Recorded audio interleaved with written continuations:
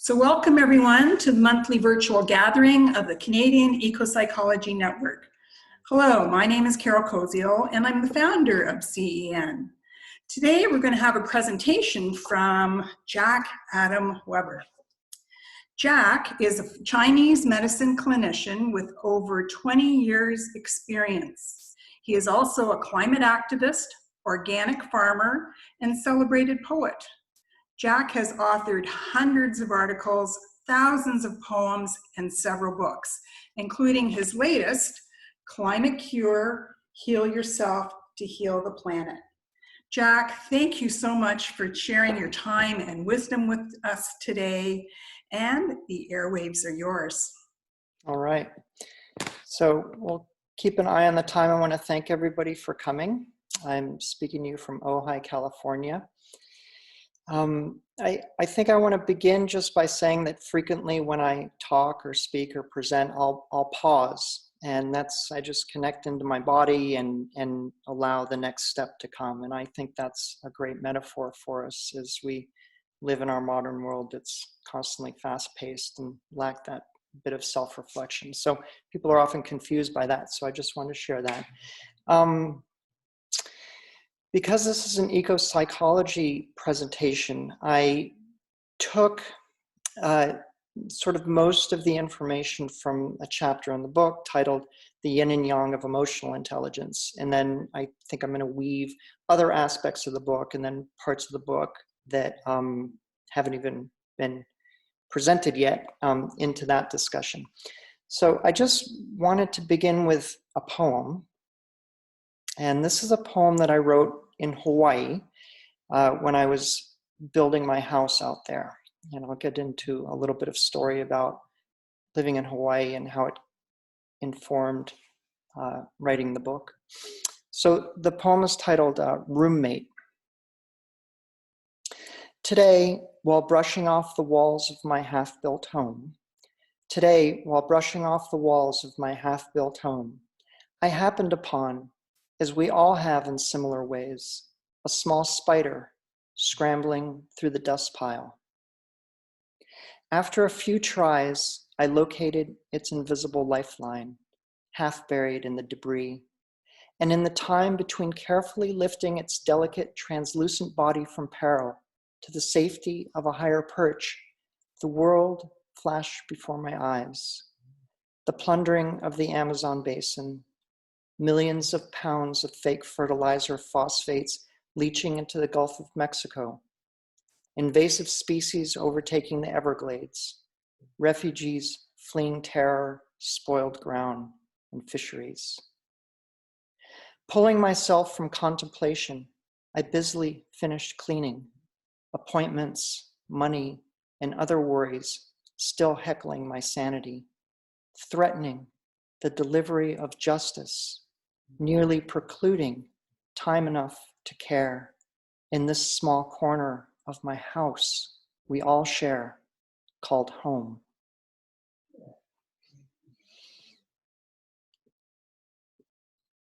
So I've never read that poem publicly, and I chose it today because I think that spider we can all relate to.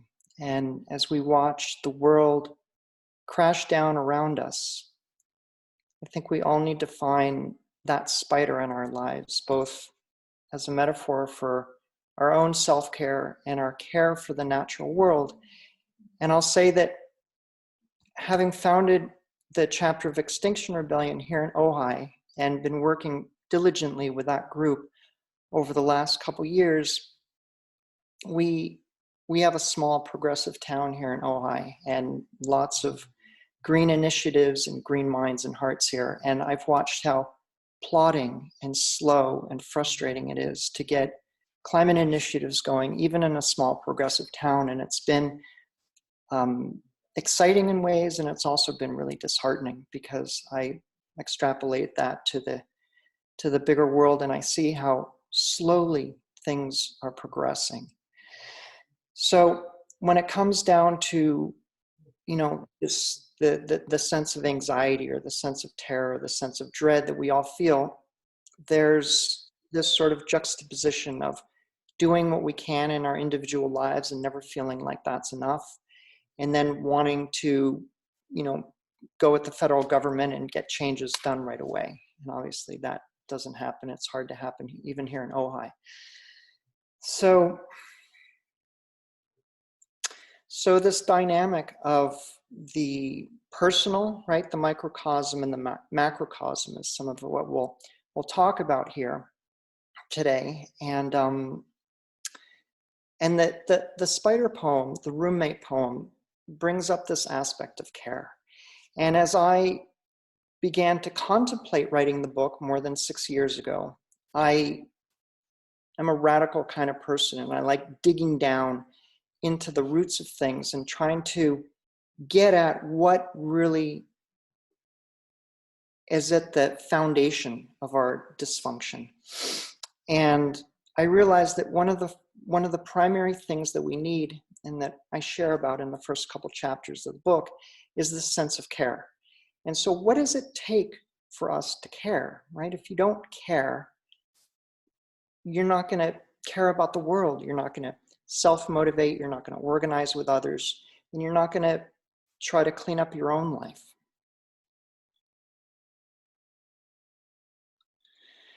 So in my own experience, I went through some pretty intense psychotherapy in my 20s, depth psychotherapy, somatic-oriented psychotherapy, and always had a very deep connection with nature. So I lived in Santa Barbara, and I'd spend a lot of my time in nature. I was teaching yoga at the time and doing body work. And when I went into therapy, I uncovered so much grief in myself, and grief that I didn't even know was there. And I think that was at the age of 26. And before then, I remember that I was a pretty angry person. And I cried more in those intense 3 years of body-centered psychotherapy than I ever had in my whole life. And my heart busted open, my poetry came out of me like it never had before. And I was in a period of revelation, in a sense, and intense pain. And when I came through that process, that deep death and rebirth process, I realized that I wasn't as angry anymore. I had a lot more compassion. I had a lot more softness. And that stint of grief work was shape-shifting, life-changing for me. And I realized through my own experience that the very profound importance of grief work in our lives. And what I experienced, getting back to the care aspect, is that the grief work allowed me to care. It allowed me to care a lot more. And as we'll explore, there's some dynamics in Chinese medicine with the metaphors that I'll share that help show the dynamic between grief and anger and how those two are intimately related, as well as joy and fear. So, so the book was born out of contemplating care, and that's what the first couple chapters are about. And then I began to ask another question. I said, well, besides working through our pain, which was primary for me, what else do we need to care? And I realized that a relationship with the natural world is essential. And as I posted just recently on social media, this aspect of personal relationships, so that when we have a personal relationship with an aspect of our environment, we care about that environment.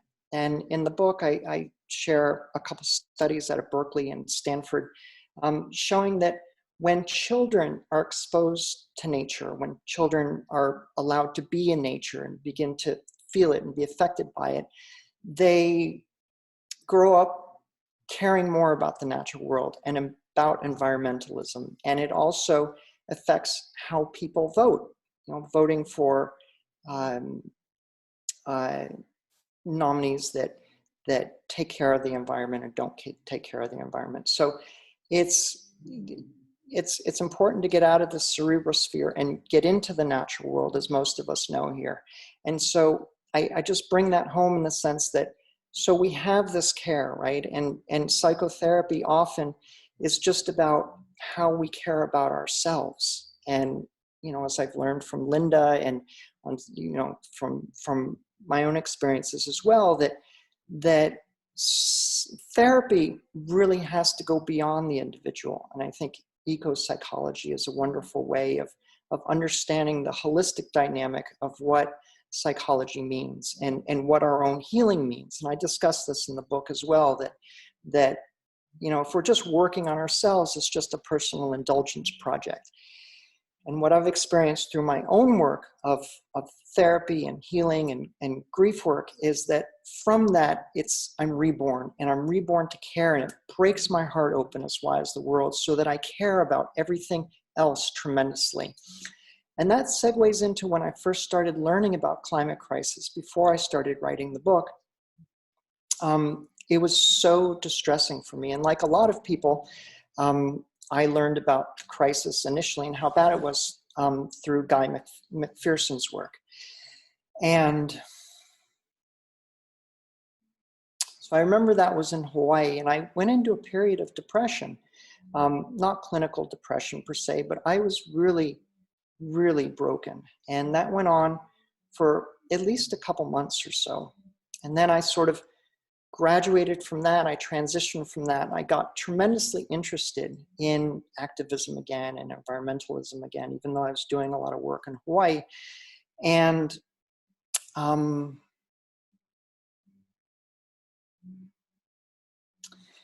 so I began to contemplate still, you know, this aspect of care. So we have so far this aspect of self-healing and then a connection with the natural world.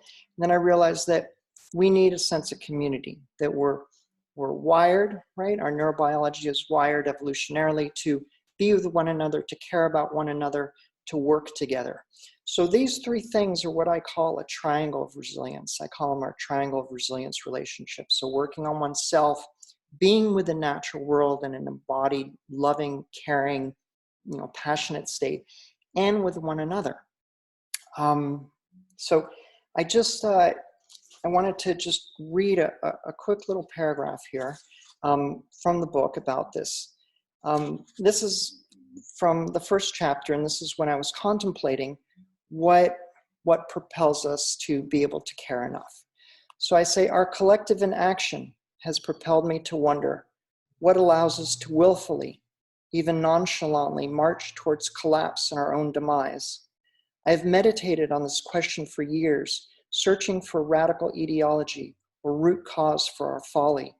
Even if we address the numerous cognitive biases with which evolution and cultural conditioning have wired us, we still haven't answered what it would take to empower enough of us to sufficiently care for the natural world and our own survival. We lack a strategy for how to care, even enough to learn why we don't care enough. We are still without a roadmap for how to become inwardly, and for many, marginalized, also outwardly, resourced enough, and therefore fulfilled enough to do without many of the superfluities that exacerbate our Sasquatch-sized carbon footprints and perpetuate our complacency. So that's a lead into this triangle of resilience that I talk about. And as a Chinese medicine clinician, you know, it's sort of emblazoned into my bones the dynamic of yin and yang. And Carol, if you could just show the yin and yang symbol real quick, I'd like to just kind of jump into that. That's the first image here. Okay, so if you look at this image here, this is the ancient Chinese were also an indigenous culture, and they still are. And this symbol is a perennial symbol of eco-psychological wisdom. This symbol is the integration of light and dark. This symbol means that the white, which is yang, and the black, which is yin, are intimately dependent upon one another and mutually support one another. So this symbol came out of the Chinese sages, just observation of the natural world, that there was dark and light, there was hot and cold, there was inner, there was outer. So a lot of people don't really understand this symbol deeply, and I'm going to really, the heart of this presentation is about the symbol and its extrapolation into the 5 phases and how that relates to our inner lives and how we interface with the world. So I think that most of us these days are wondering, you know, what we can, Linda, Carol, you can take this down, please. Thanks. You know, we're wondering, you know, how can we take care of ourselves and how can we take care of the world? And I think that that works 2 ways, so that that personal distress and the collective distress we see outwardly either drive us further into fear or stimulate us to rise to the challenge of personal healing and collective healing. And so obviously the position that I present and advocate is the healing path, so that we can see all the events that occur in the world trigger us in ways that also trigger our own traumas and our own past and our own healing, our own grief, our own anxiety, our own fear. And so engaging with the world, engaging with climate crisis, and some of the educators that have spoken, I think, you know, I heard, you know, how can we get people interested in this? And I think one of the ways is that unfortunately we live in a selfish culture, and part of that bridge is presenting something that's selfish to people, right? And that selfishness, without a pejorative connotation necessarily, is our own healing, right? So that by presenting that we have this inner-outer dynamic, which can trigger us, which can stimulate us to our own work, our own integration, our own sense of wholeness, as well as address and face the world that we're living in, right? So we don't shy away from the world and we don't shy away from ourselves. And unfortunately, what's happened is that many people have shied away from themselves. We live with a tremendous amount of unconscious trauma. And I think that whether it's the climate crisis or the COVID crisis or the political crisis, or any of the other crises we're facing, this causes people to shut down even further. And so I think a lot of it has to begin in supporting people to work with their own pain, work with their own grief. And the beauty of grief is that it helps clear our pain, right? It's I've called it the polisher of the soul, so that we're not lugging around all this trauma and all this grief and pain, which blocks our heart. It causes what I call encrustations around our heart. And when we clear some of this pain and support others to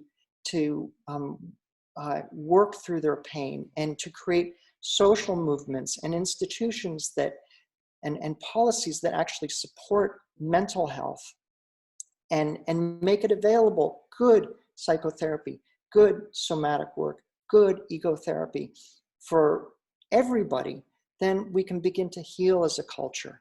And we begin to heal individually through our compassion and our connection, our neurobiology of we, as Dan Siegel, the psychiatrist, calls it. So this aspect of grief work, this aspect of working through our pain, was always to me obviously a death and rebirth experience, right? So when I would go through my pain, and when I've worked with other people to encounter their pain and their grief and their trauma, it's like you die in a way, and you re-encounter this horrible pain, and the solution is to be with it, is to be with that pain. And it takes a lot of emotional intelligence to work with that pain in that way, so that we aren't stuffing it and we aren't bypassing it. We're being with it, and through that process, it's a natural rebirth process. And this Yin-Yang symbol is a symbol of regeneration. It's from darkness. It's from pain into the light. And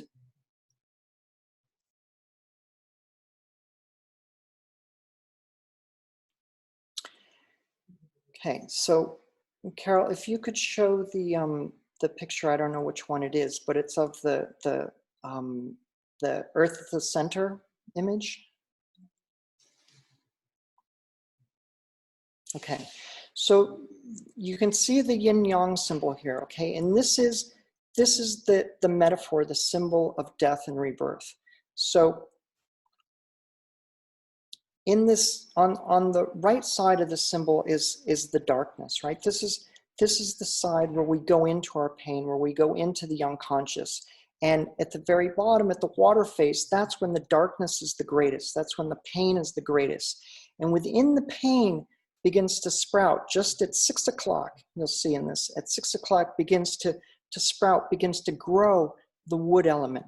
The wood element is about regeneration. It's about rebirth. It's about newness. It's what happens in springtime. And so from this darkness, we move into the light. And the two little dots in the yin-yang symbol are very important. A lot of people don't know what these dots mean. So let's look at the bottom dot. So within this darkness, there's a white dot. That means that within darkness, there's always light. Okay, that is the seed of rebirth. Okay, so as we're in this terribly dark time right now, it means that we each within us and in the world and in the natural world is a seed of light, is a seed of regeneration. And by holding this light, by holding our love, by holding our compassion, by holding our intelligence, by staying present with the crisis, we can begin to birth something beautiful, which is on the left, which is yang. Not that the pain, the darkness is not beautiful, right? But it's not. Life is not enough just with darkness, right? Nor is it enough just with light. So that's what that white dot means. And then the black dot up near the fire element, that means that within yang, within the light, is a seed of darkness. So that whenever things are going great, whenever we have superfluity, when we have abundance, it means be careful. It means look. It means watch for decline, because if you grow too fast, you're going to fall, right? And so the object of yin-yang and the object of balance and sustainability and regeneration is to not fall too far into the dark and not fall too far into the light. And Carol, if you could switch to the last image, which is the schedule of yin and yang. I just want to, this one. So I just want to take a minute. I'm going to drink some water and I'm going to invite everybody here just to look at these qualities, okay? The yang qualities are on the left, the yin qualities are on the right. And I want you to just look and reflect on your own life and in the world in which we live, and notice where you are at, but especially where our world is at. Where do you see our world in terms of yin and yang? Just meditate and look over these for a bit.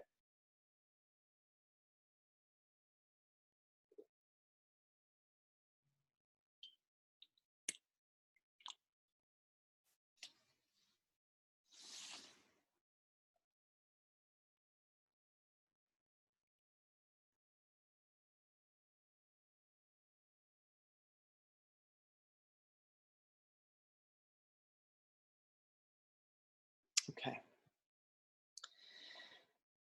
So, Carol, if you could take that down, that'd be great.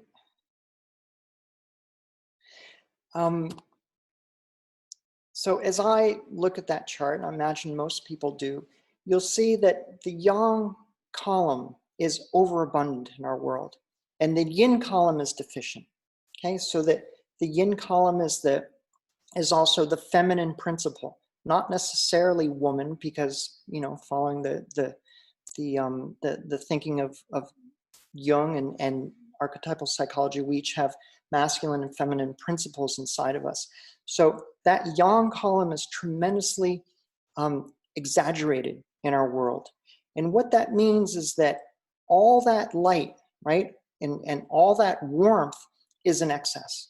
So we can see global warming, climate change, and the warming of the seas, and the wildfires, and the anxiety which we have, and the frenetic pace with which we live our lives is an exacerbated yang experience. And so part of why I share the yin-yang dynamic is because it's a great tool, it's a great facet for which to step back from any picture at any time and understand an overarching dynamic of our times, to see this, because it helps guide and it helps inform us, and it helps spawn our intuition into ways that we can work. And it's like a North Star. It's a guiding symbol of our times. We can always place ourselves somewhere along that yin-yang continuum. And something that I'm always speaking out about, and Linda knows this, is black or white thinking. So black or white thinking happens when yin and yang separate, right? When there's no integration. At any point on that yin and yang circle, even at the apex and the nadir, is an aspect of gray by those two little dots that are in there. So there's always that the yin yang symbol is really a spectrum of gray. That's what it means.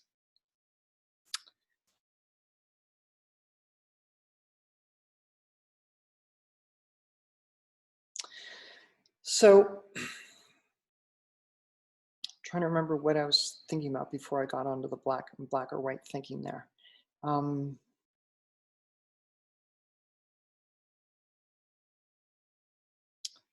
can't remember. Okay. So this symbol, right? So the overview. Okay. So we can always place ourselves on that, and I think it's such an important metaphor for regeneration, right? So that regeneration happens by, the most simple example is in the garden, right? When you build the soil, when things decompose, when things die, it helps feed new life. And that's the important thing. And that happens inside us too as we go through psychological death and rebirth, right? So as we die to our pain, as we die to our difficulty, as we encounter and face the difficulties in the world and feel the feelings that accompany these events, we gain vision, we gain wisdom, and we gain insight into how to address them.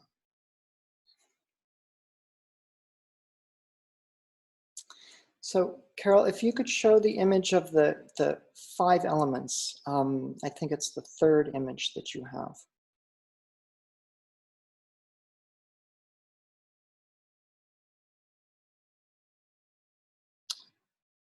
Okay, let's do the other one. Maybe it's the 4th image. Yeah. Okay. So this is yin. These are the 5 elements, and this is yin and yang extrapolated. Before I get into this, Carol, can I ask you how we're doing on time? Because I'm going to adjust this presentation because I'm not sure I have enough time to get into all this. We're at 6 minutes past, and we like to finish up at the bottom of the hour, so it depends on how much conversation you want, Jack. At the bottom of the hours? Yep. Yeah, so we'll finish at the end of the hour, right? At the 30, so at 11:30 or 1 or 2:30. Okay, of that hour. Okay, so are you saying we have 25 minutes left? Bingo. Oh boy. All right, take this image away, please. Just no time for this. I'm not sure what I have time left for. Okay. All right, let's bring this image back, please. And then I'm going to do a quick little surface treatment of it. And boy, all right.